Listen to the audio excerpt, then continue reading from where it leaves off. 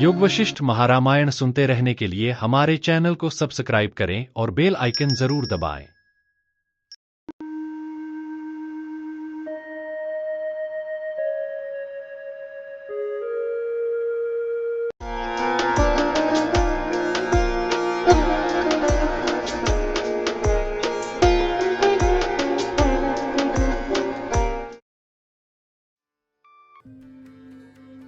उपशम प्रकरण सर्ग 4। राजा दशरथ जी का श्री वशिष्ठ जी के वाक्यों की प्रशंसा करना तथा श्री वशिष्ठ जी के वचन से श्री रामचंद्र जी द्वारा चिंतित पदार्थों का अनुवाद। श्री वाल्मीकि जी ने कहा, वत्स, राजा दशरथ ने मेघ के गर्जन के तुल्य गंभीर वाणी से यह उनके उपदेश में अत्यंत विश्वास प्रकट करने वाली पदावलियों से सुंदर निम्न निर्दिष्ट वचन मुनि श्रेष्ठ श्री वशिष्ठ जी से कहा।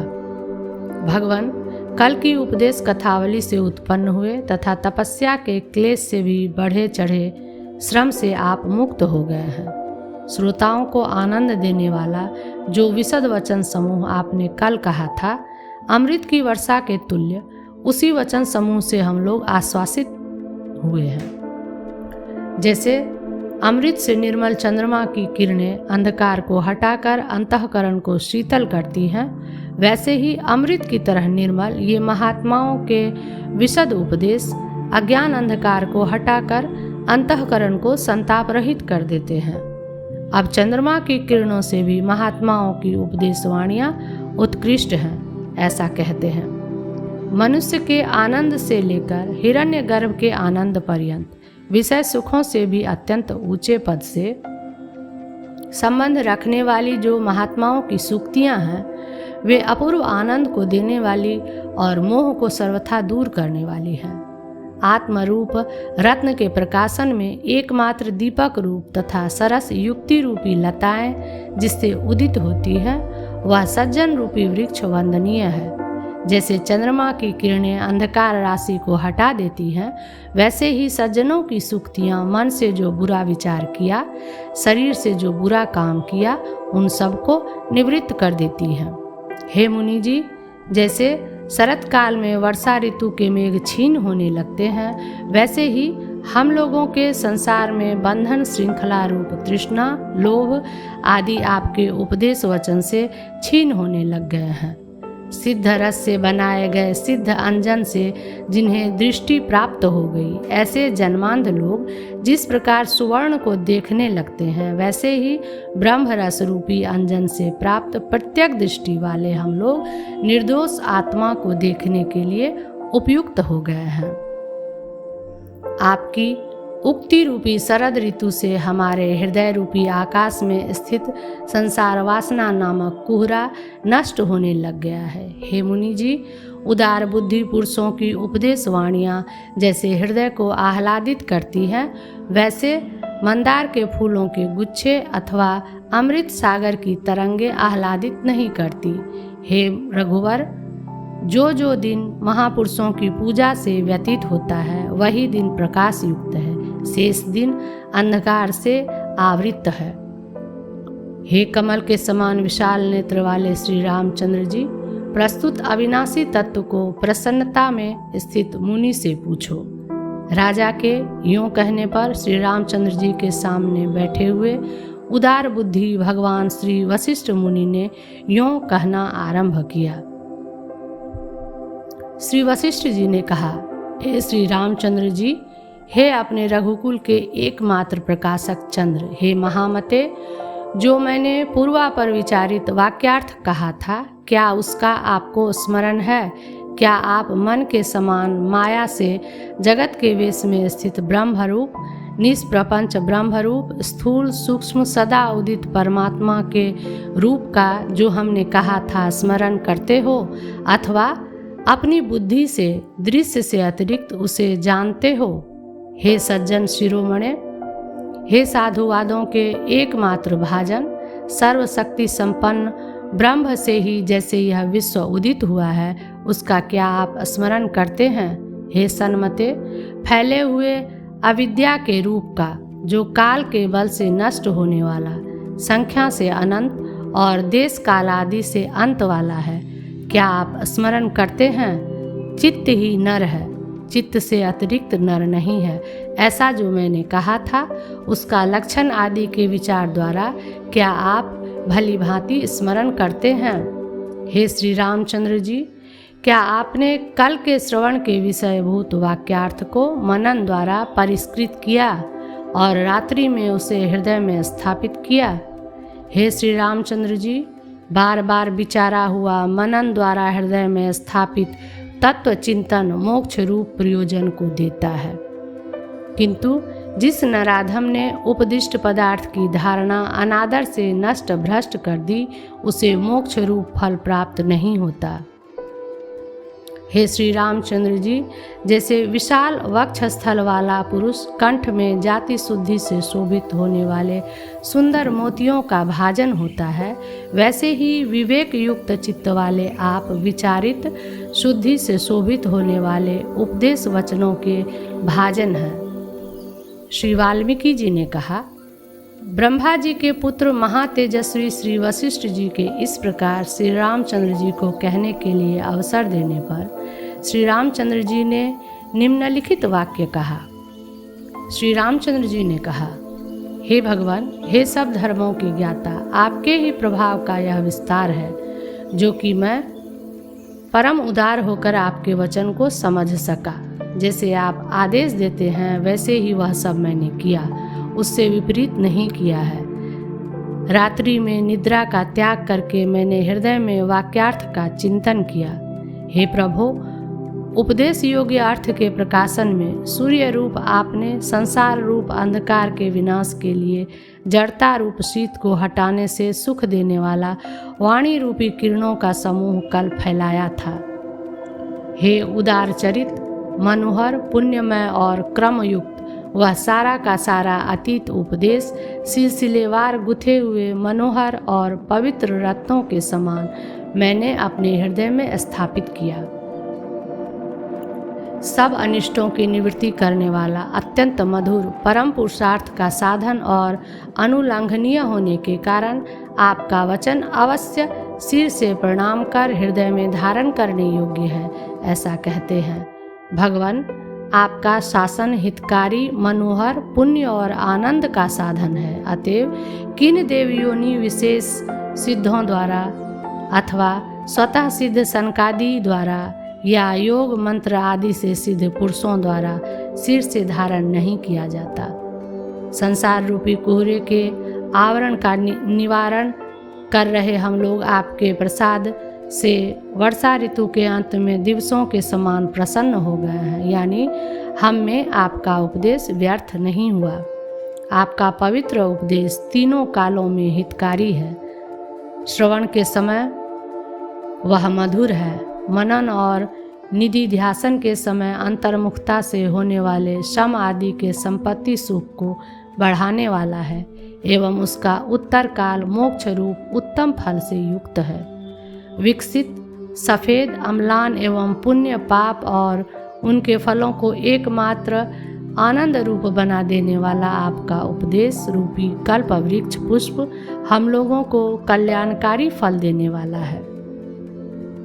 अब तीर्थ रूप होने के कारण महानद रूप से गुरु का संबोधन कर अवशिष्ट उपदेश कहने के लिए प्रार्थना करते हैं। हे देश काल और शास्त्र के विचारों में विशारद, हे फैले हुए सदाचार रूपी पवित्र जलों के एकमात्र जलाशय, हे महाव्रत, हे निष्पाप मुनि जी, इस समय आप मेरे प्रति उपदेश वाणी के प्रवाह का पुनः प्रसार कीजिए।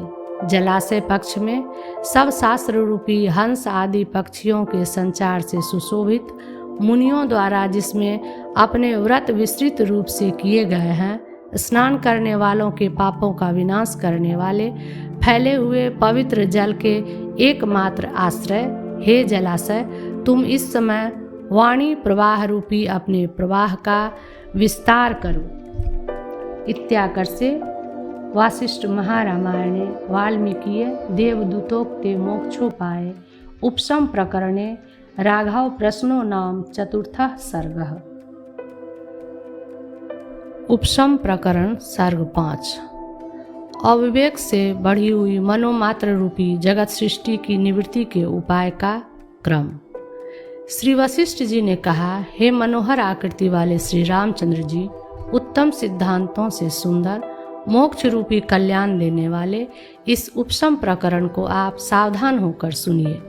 हे श्री रामचंद्र जी, जैसे संतर अर्थात उचित अंतर पर स्थित खंभे गृह मंडप को धारण करते हैं, वैसे ही राजस तामस जीव इस विशाल संसार माया को धारण करते हैं। जैसे सांप अपनी पुरानी केचुली का त्याग करते हैं, वैसे ही पूर्वोक्त लक्षण वाले राजस सात्विक और शुद्ध सात्विक आपके तुल्य गुणवान धीर पुरुष अवहेलना द्वारा इस तुच्छ माया का त्याग करते हैं।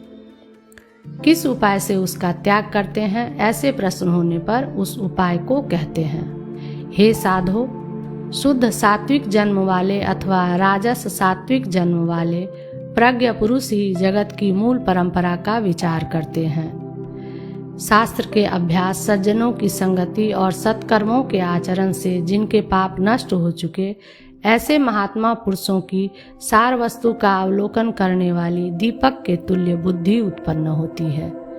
स्वयं ही विचार द्वारा अपने आप अपने स्वरूप का विचार कर जब तक ज्ञान नहीं होता, तब तक ज्ञातव्य वस्तु प्राप्त नहीं होती। आप में तो उसकी प्राप्ति की योग्यता है ही। हे श्री रामचंद्र जी, ज्ञानवान प्रवीण कुशल धीर और राजस सात्विक जन्म वाले सत्पुरुषों में आप मुख्य हैं। हे प्रज्ञ, संसार रूपी कार्यों में क्या वस्तु सत्य है अथवा क्या असत्य है, इस बात का निरीक्षण विचार से स्वयं कीजिए और सत्य परायण होइए। जो वस्तु आदि और अंत में नहीं है, उसकी सत्यता कैसी? जो वस्तु आदि और अंत में नित्य है, वही सत्य है। वह उससे अतिरिक्त असत्य स्वभाव कैसे हो सकती है? क्योंकि स्वभाव का विपर्यय नहीं हो सकता। जिसका मन आदि और अंत में असन्मय वस्तु में सत्य बुद्धि से अनुरक्त है, उस मूढ़ पशु रूप जंतु को विवेक किस उपाय से उत्पन्न किया जा सकता है? मनोरथ से बनाए गए महल के तुल्य यह जगत एकमात्र मन का कार्य है। इस कारण भी इसमें सत्यत्व प्रसंग नहीं हो सकता। मन ही यहाँ पर जन्म लेता है, मन ही बढ़ता है और तत्व दर्शन से मन ही मुक्त होता है। श्री रामचंद्र जी ने कहा, हे ब्राह्मण, यह बात मुझे ज्ञात हो गई है कि इस त्रिभुवन में मन ही जरा मरण का भाजन संसारी है। उसके तरने का जो सुनिश्चित उपाय है, उसे मुझसे कहिए, क्योंकि रघुवंशियों के हृदय के अज्ञान अंधकार का सूर्य रूप आप विनाश करते हैं। पहले शास्त्राभ्यास और सज्जन संगति से वैराग्य आदि साधन चातुष्टय का संपादन करना चाहिए, ऐसा कहते हैं।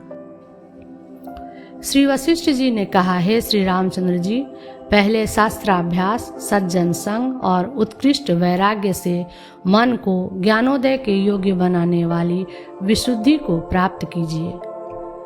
जब निराभिमानता से युक्त मन वैराग्य को प्राप्त होता है, तब सब शास्त्रों के रहस्य ज्ञान से अत्यंत गौरवशाली और उपदेश देने की कुशलता से शिष्य को सुबुद्ध करने में समर्थ गुरुओं का विधि पूर्वक अनुगमन करना चाहिए। तदुपरांत गुरु द्वारा उपदिष्ट मार्ग से पहले त्रिलोचन आदि सगुण परमेश्वर का ध्यान भजन आदि करके क्रमशः साधक पुरुष जो परम पावन पद है उसे प्राप्त करता है। स्वच्छ विचार द्वारा अपने आत्मा का शीतल चंद्रमा रूपी तेज से पूर्ण समस्त आकाश की तरह भीतर साक्षात्कार कीजिए। तब तक पुरुष संसार रूपी महासागर में तृण के समान बहता है, जब तक कि बुद्धि रूपी नाव से विचार रूपी तट पर स्थिर नहीं हो जाता। विचार से जिसने ज्ञातव्य वस्तु को जान लिया, उस पुरुष की बुद्धि जैसे स्थिर जल रेत के कणों को दबा देता है, वैसे ही सब मानसिक चिंताओं को दबा देती है।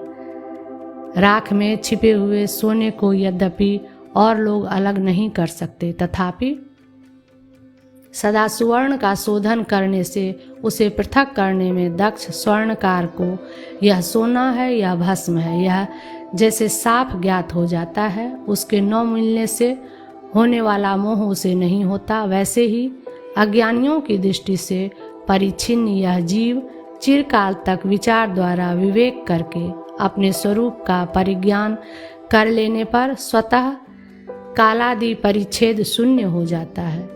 इसलिए मनुष्य को इसमें मोह का अवसर ही कहाँ। जिस पुरुष ने तत्व वस्तु का ज्ञान प्राप्त नहीं किया, उसका मन यदि मोह को प्राप्त होता है तो हो, किंतु जिसे सार पदार्थ का परिज्ञान हो चुका है उसकी मूढ़ता संभावित नहीं है, इसमें कोई संदेह नहीं है। हे जनों, अपरिज्ञात जिसका परिज्ञान नहीं हुआ आत्मा आप लोगों की दुख सिद्धि के लिए है। जिसने आत्मा का तिरोधान कर रखा है, ऐसे इस शरीर से मिले जुले हुए से अपने अपने आत्मा का पंचकोशों के विवेक द्वारा साक्षात्कार कर आप लोग शीघ्र स्वस्थ होइए। हे लोगों, जैसे कीचड़ में गिरे हुए सोने का कीचड़ के साथ तनिक भी संबंध नहीं रहता, वैसे ही इस निर्मल आत्मा का देह के साथ तनिक भी संबंध नहीं है। जैसे कमलों के आधारभूत विपुल जल और कमल के पत्ते में स्थित जल की बूंदें उपाधि से ही भिन्न हैं, वस्तुतः उनमें भेद नहीं है, वैसे ही ब्रह्म और जीव उपाधिवश ही पृथक पृथक हैं। शंका। विपुल जल के कमल के पत्ते में बिंदु रूप से आरूढ़ होने और परिच्छेद आदि में वायु आदि निमित्त प्रसिद्ध है। पूर्णात्मा के परिच्छेद द्वारा देह में आरूढ़ होने में कौन सा निमित्त है? समाधान। ठीक है, मैं बार बार भुजाएं फैलाकर और गला फाड़कर इस बात की घोषणा कर चुका हूँ कि आत्मा के परिच्छेद द्वारा देह में आरूढ़ होने में एकमात्र कारण पापी मन ही है, इसलिए उसके नाश के लिए ही प्रयत्न करना चाहिए, पर मेरी बात को कोई सुनता नहीं। दुर्वासना रूपी पंखपूर्ण गर्त में कछुए के समान छिपा हुआ और कठोर भोग प्राप्ति में मार्ग के समान द्वार भी इंद्रियों द्वारा विषयों में संलग्न जड़ मन जब तक स्थित है, जिसने आत्मविचार को भुला दिया है, तब तक इस संसार रूपी अंधकार का चंद्रमा, अग्नि, नक्षत्र, मणि आदि सब तेजों के साथ 12 सूर्य भी तनिक भी भेदन नहीं कर सकते। प्रबुद्ध मन जब अपनी पारमार्थिक स्थिति को असत्यभूत प्रपंच से पृथक कर देखता है, तब हृदयस्थ अज्ञान अंधकार सूर्य का उदय होने पर रात्रि के अंधकार के समान निवृत्त हो जाता है। देहादि तादात्म्य अध्यास रूप सैया पर शयन किए हुए मन को उत्तम ज्ञान के लिए और संसार की निवृत्ति के लिए नित्य जागृत करे, क्योंकि संसार अत्यंत दुखदायी है।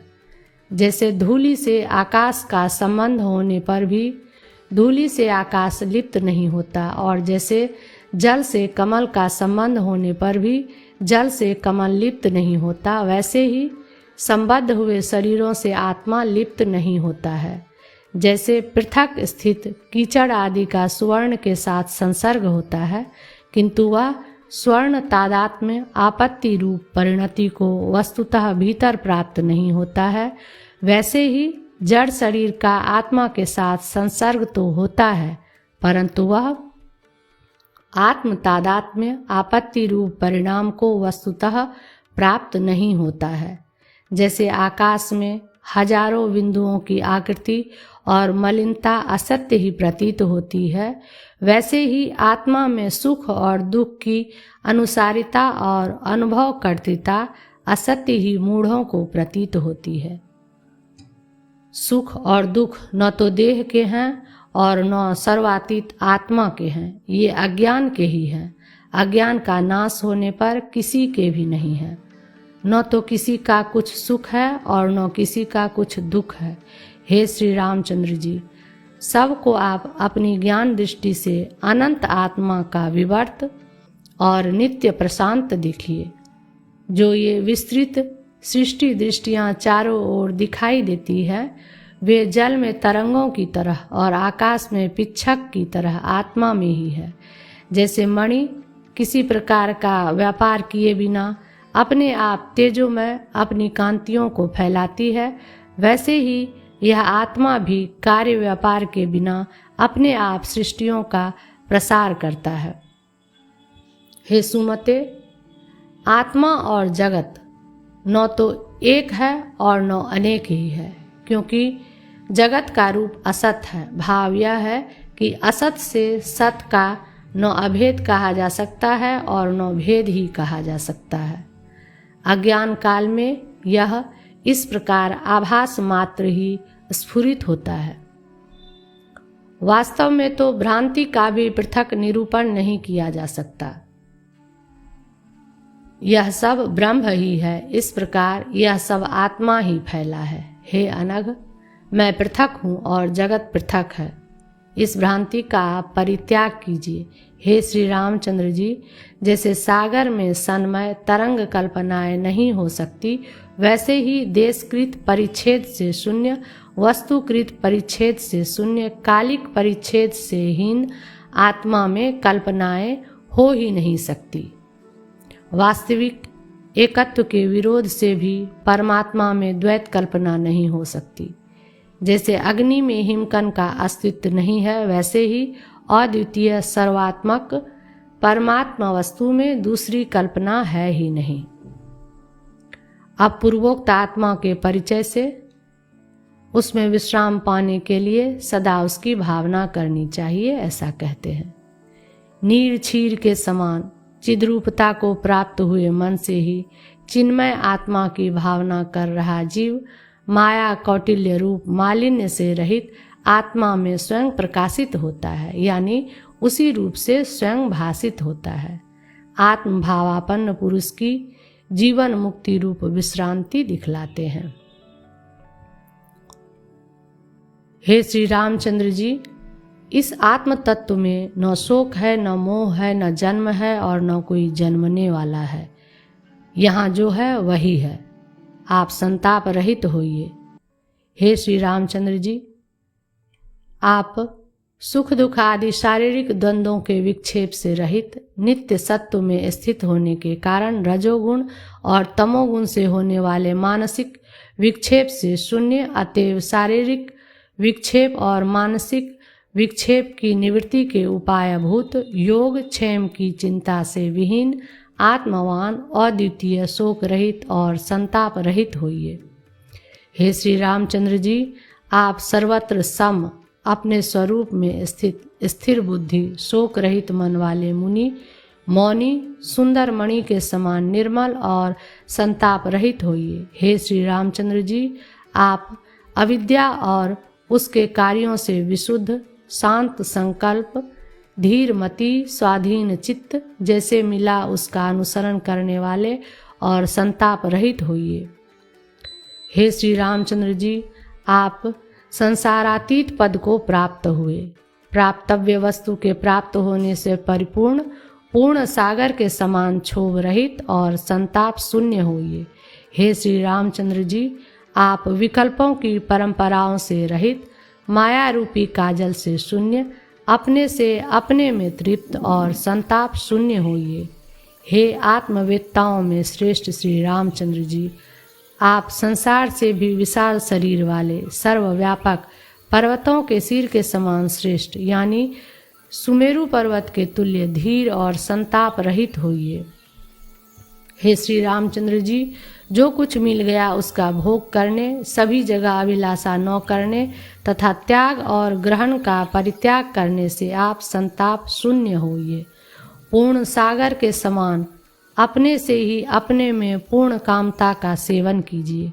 पूर्ण चंद्रमंडल के समान अपने से ही अपने में सब तापों की निवृत्ति के सुख का अनुभव कीजिए। हे श्री रामचंद्र जी, यह सारी प्रपंच रचना असत्य है, यह असत्य है, ऐसा जानने वाला तत्वज्ञ पुरुष असत्य स्वरूप का अनुगमन नहीं करता है। हे श्री रामचंद्र जी, आप तत्वज्ञानी हैं, आपकी कल्पनाएं शांत हो गई हैं, आप दोष रहित नित्य प्रकाश और शोक रहित होइए। यदि तत्वज्ञ पुरुष असत्य वस्तु का अनुसरण नहीं करता है तो राज्य आदि से मेरा क्या प्रयोजन है? मेरे लिए तो संन्यास का ग्रहण करना ही उचित है। इस प्रकार श्री रामचंद्र जी का आशय इंगित द्वारा समझकर कहते हैं। पिताजी द्वारा प्रदत्त एक छत्र राज्य का अपने गुणों से राजाओं और प्रजाओं को प्रसन्न कर आप समान दृष्टि से चिरकाल तक पालन कीजिए। प्रारब्ध होने के कारण अवश्य भोग योग्य कर्मों और उनके फलों का न त्याग उचित है और न उनमें राग उचित है। इत्याकर से वासिष्ठ महारामायणे वाल्मीकीय देवदूतोक्ते मोक्षोपाय भाषानुवादे उपशम प्रकरणे प्रश्नोपदेशो नाम पंचमः सर्गः।